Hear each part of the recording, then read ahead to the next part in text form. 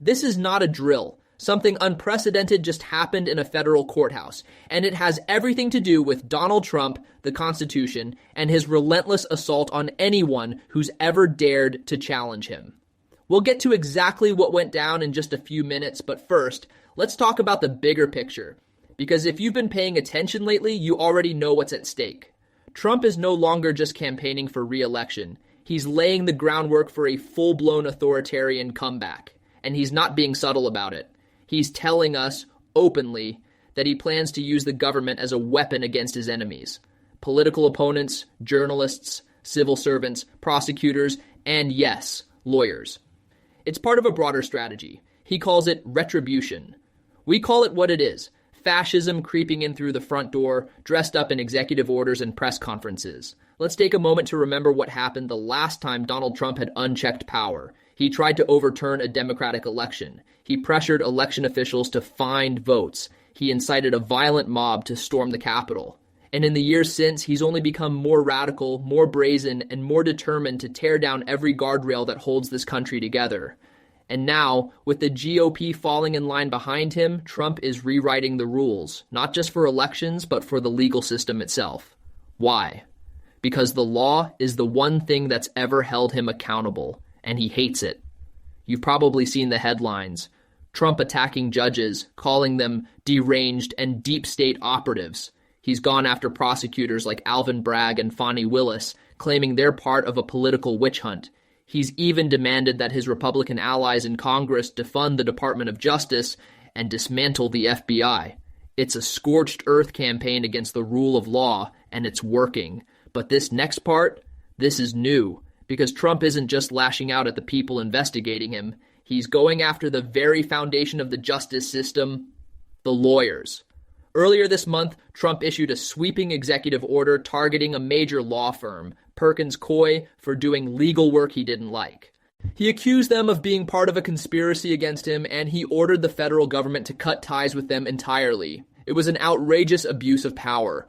But now, that attack has turned into something even more dangerous, because Trump wasn't satisfied with targeting just one firm. He's expanded his attack to include other top law firms, firms that had lawyers involved in the Mueller investigation, firms that represented clients Trump disagrees with politically, and firms that, let's be clear, did absolutely nothing wrong except provide legal representation in a democracy that values it. So now we have to ask, if lawyers are punished for defending the rule of law, what kind of country are we becoming? And that brings us to what just happened late Friday night. At 3:15 p.m., two separate federal judges within the same courthouse delivered a stunning and absolutely scathing rebuke of Donald Trump's latest executive orders. Let's break this down. First, Judge John Bates temporarily froze parts of Trump's order targeting the prestigious law firm Jenner and Block.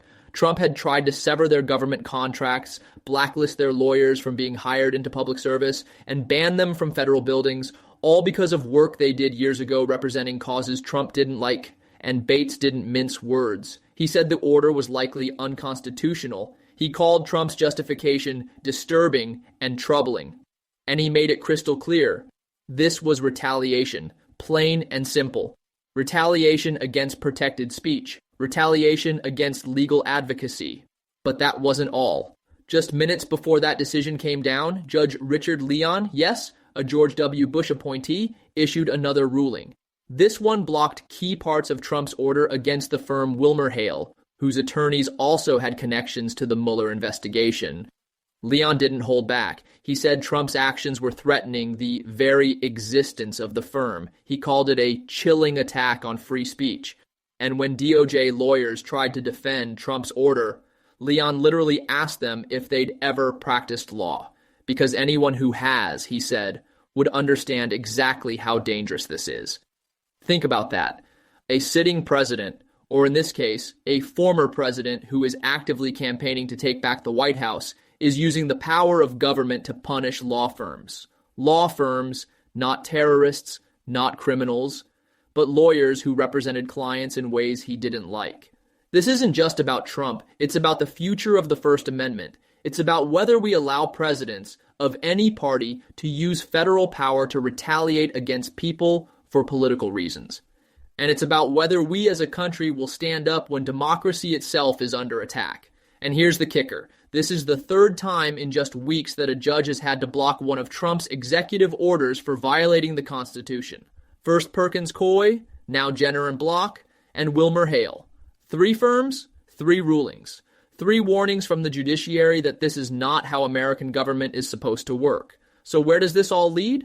That depends on us. If we stay silent, Trump will keep pushing the boundaries until they break. If we normalize this kind of authoritarian behavior, we might not recognize what comes next. But if we raise our voices loudly, clearly, unapologetically, we can make sure this country still stands for something bigger than one man's quest for revenge.